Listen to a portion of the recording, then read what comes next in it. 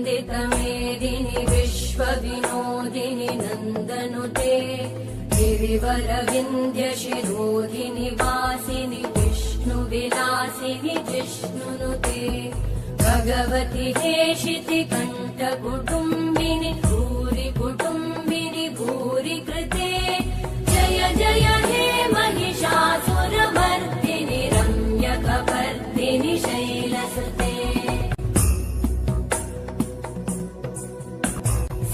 सुरवरवर्षिणि दुर्धरधर्षिणि दुर्मुखमर्षिणि हर्षरते त्रिभुवनपोषिणि शङ्करतोषिणि कल्मषमोषिणि घोषरते अयि जगदम्ब मदम्ब कदम्ब वनप्रियवासिनि हासरते मधुमधुरे मधुकैटभगञ्जिनि कैटभभञ्जिनि रासरते जय जय हे महिषासुरमर्दिनि रम्यकपर्दिनि शैलसुते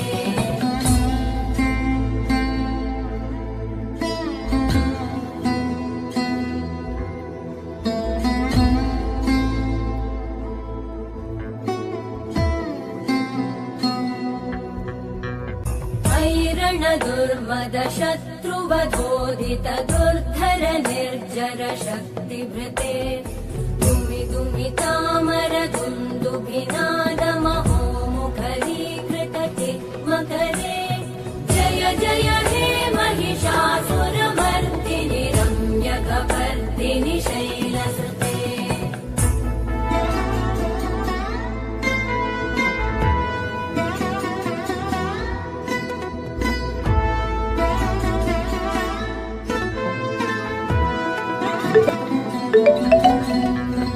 धनुरनु सङ्गरणक्षण सङ्गपरिस्फुरदङ्गनटत्कटके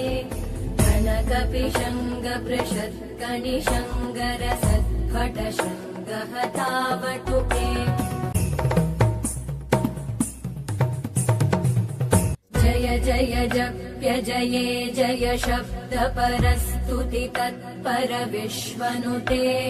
भण भण भिञ्जिमि भृङ्कृतनूपुर सिञ्जित मोहित भूतपते